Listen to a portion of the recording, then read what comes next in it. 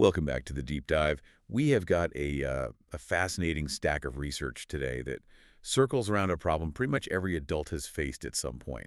You want to learn a new language, let's say English, since that's the focus of our sources, but you feel like your brain is just, well, fighting you. You know that feeling. Oh, absolutely. It's that feeling of hitting a wall. You study, you memorize the list, you download all the apps, and then you try to speak to an actual person, and you just freeze. Yeah. The gears just grind to a halt. Exactly. And what triggered this particular dive is a statistic that came across our desk about summer 2025 trends.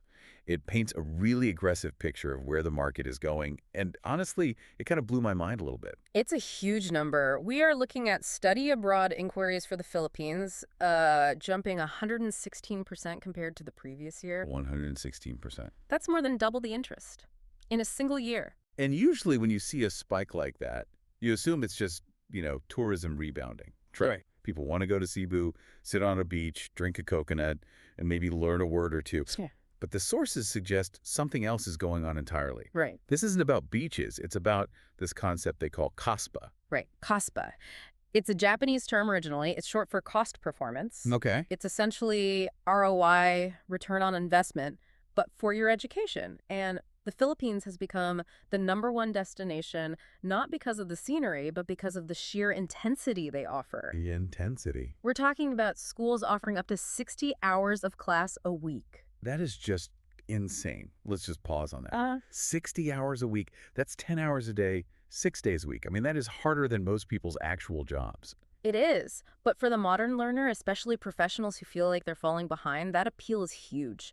You pay half the price of a European school, you basically go into a bunker for a month, and you come out with results. It's the boot camp mentality. Exactly, applied to linguistics. They want results, and they want them fast. But that brings us to the elephant in the room. I mean, 60 hours a week in Cebu sounds great if you're 20 years old and on summer break. Right.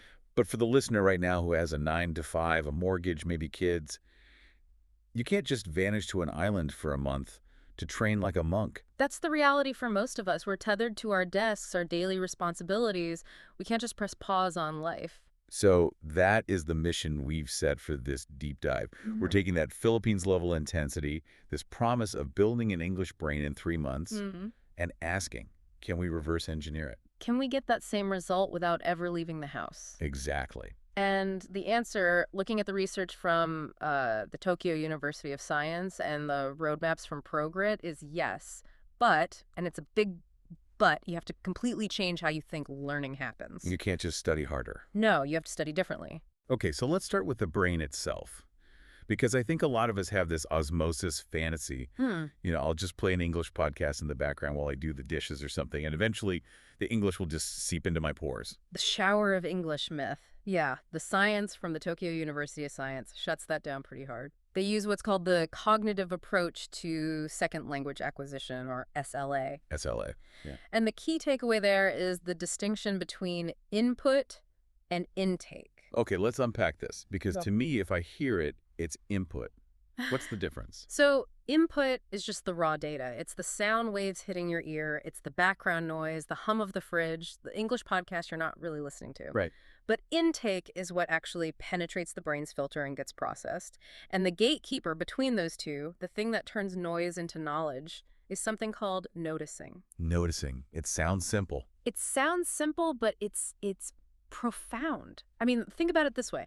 You could hear the sentence, "He worked hard yesterday," 1,000 times. Yeah. But if your brain doesn't actively flag that little T sound at the end, the A, and connect it to the idea of past tense, it's just noise. It never becomes knowledge. So all that passive listening is?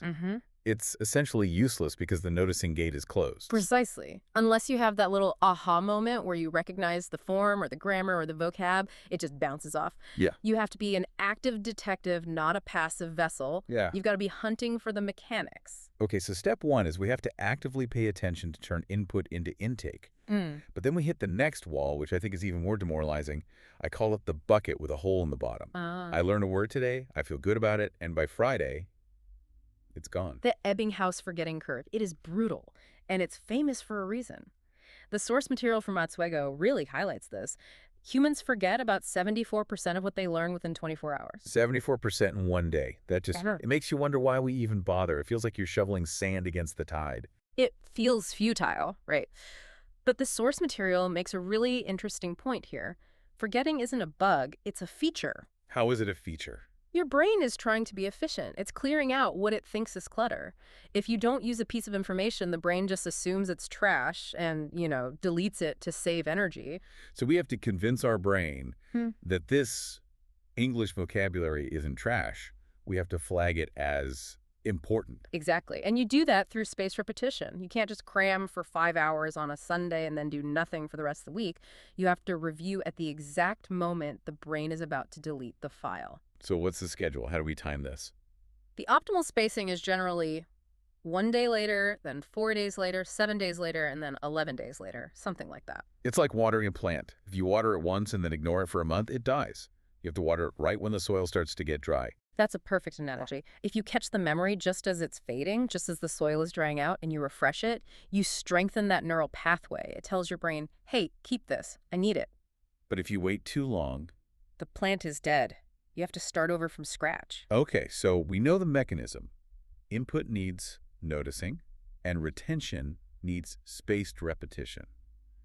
Now, let's talk about logistics. We're trying to replicate a 60-hour work week from the Philippines. How much time do we actually need to commit to this at home? This is where the rubber meets the road. According to the data from ProGrit, if you want that 3-month fluency result, that really rapid transformation, you need 2 to 3 hours a day. 2 to 3 hours. Wow. I can hear the listeners groaning right now. I have a job, I have kids, I have a life. That's a part-time job. It sounds impossible. If you try to sit down at a desk from 7 p.m. to 10 p.m. every night, you'll burn out in a week. The strategy the sources propose is using gap time. Gap time. Okay, break that down for us. It's about scavenging minutes. The gap time strategy is based on the idea that your day is actually full of these little dead zones. You have 15 minutes on the train or in the car. You have 15 minutes waiting for a Zoom meeting to start. 20 minutes while you're chopping vegetables for dinner. Exactly. So it's stealing that time back. One source from Hayakawa suggests you map out your day and find these gaps. You aren't finding new time, you're just reclaiming time that's currently being wasted on, say, doom-scrolling social media.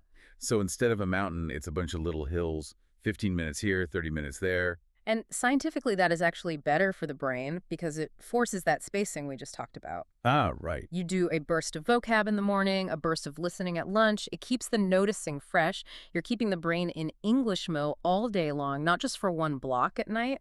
Okay, so we found the time. We're committed. Now what are we doing with it?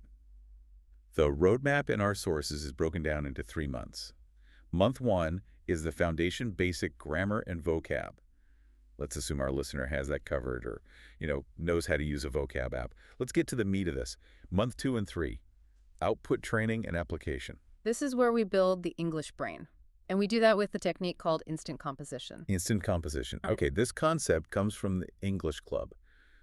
It sounds a bit like writing music, but it's not. What do they mean by English brain? They define the English brain as the ability to process English directly without detouring through your native language. Most learners have a translation circuit. Right. They hear, how are you? Right? They translate it to their native language, draft a response in their head, translate it back to English, and then they speak. Which is why we all stutter. The latency is just too high. It's like trying to run a modern video game on an old computer. The lag kills you. Right. Instant composition is designed to literally cut that wire. You want a direct connection from thought to English speech. So how do you train that? It feels like something you either have or you don't. Okay. How do you force a circuit to grow? It's actually a very mechanical training process. You look at a simple sentence in your native language and you speak the English translation instantly. Instantly meaning, what, a split second? 0 lag. And here's the trick. The rule is stupidly simple. You start with sentences that are laughably easy. This is a pen. I run fast. He is my teacher. Wait, really? Why? If I want to be fluent, shouldn't I be practicing complex business negotiations or something? This is a pen. Feels like kindergarten. That's the ego trap. You aren't testing your intelligence. You are testing your reflexes. You are trying to move grammar from explicit knowledge, which is knowing the rule in your head, to implicit knowledge, which is using it automatically, like muscle memory. It's like sports training then. You don't start by trying to play a full match. You start by drilling a chest pass over and over and over. Exactly. If you have to think about subject-verb agreement for even a second, the sentence is too hard. You drop the level until you can fire it off like a reflex. You are building the highway so that later you can drive the fast cars, the complex sentences on it. But first, you need the asphalt. I love that. And there is one golden rule for instant composition that you cannot break, according to the source. Yes. Do not write it down. That goes against every instinct I have. I always want to take notes. I feel like if I wrote it, I learn it. In this specific case, writing is a crutch. It slows the brain down and lets you analyze and edit. This is oral muscle training. It has to be spoken, and it has to be fast. You're training the mouth and the ear to connect, not the hand. Right. If you write it, you are training your reading and writing brain, not your speaking brain. Got it. Pencils down. It's just you and your voice. Mm-hmm. So we're doing these rapid-fire drills to build the circuit in month 2. Now, moving to month 3, we introduce what the source from Study Hacker calls the heavy lifting. Shadowing. Shadowing. Shadowing is powerful, but I'd say 90% of people do it wrong and then give up because it's so hard. It does seem to be the buzzword in language learning lately. For anyone who doesn't know, let's define it clearly. Shadowing is listening to an audio source, like a speech or a dialogue, and speaking it aloud along with the speaker, but lagging just 1 or 2 words behind. You're following them like a shadow. That sounds incredibly stressful. It's like trying to sing a duet with someone who is singing slightly faster than you and you don't really know the lyrics. Yeah. What's the actual benefit here? Well, it has a dual benefit. First, it trains phonetic perception. Phonetic perception. That sounds technical. It's just the ability to distinguish individual sounds within a stream of noise. You know how when you listen to a native speaker, sometimes it just sounds like one long, continuous blur? Oh, yeah. It doesn't sound like, what are you doing? It sounds like, what you doing? Exactly. That linking of sounds is what trips people up. When you shadow, you're forcing your brain to process those sounds at native speed. Mm-hmm. If you can pronounce it at that speed, your brain stops struggling to just hear the words. So it frees up processing power. Exactly. Once that, what was that sound, panic is gone, your brain can actually focus on the meaning. And secondly, of course, it's articulation practice. You're mimicking the rhythm, the intonation, the melody. The music of the language. Right. But you have to follow the steps. The Study Hacker source is very specific here because if you just jump straight in, you will drown. Okay. Step 1, check meanings.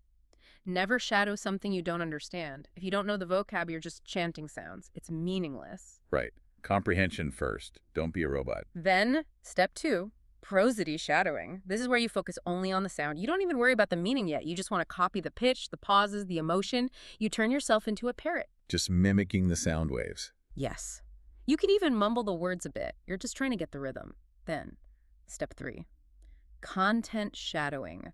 Once your mouth can do the movements automatically, you shift your focus back to the meaning while you speak. That's the holy grail. That's where it all integrates. I feel like a common trap here, and I've definitely done this, is picking the wrong material.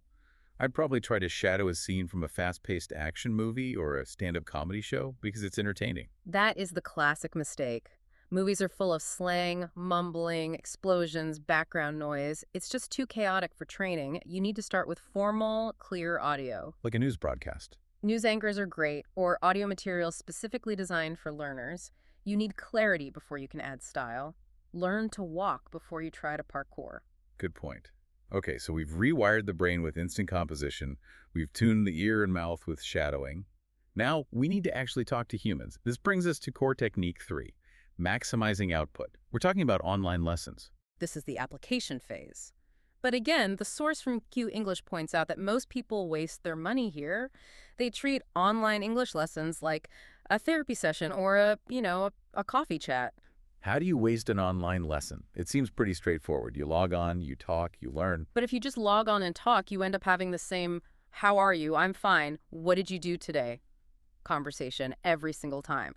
That's not training, that's just chatting. You aren't pushing your boundaries. So how do we make it intense? How do we make it worth the money? Preparation. The source suggests reading the lesson dialogue 10 times before the class even starts. 10 times? That seems excessive.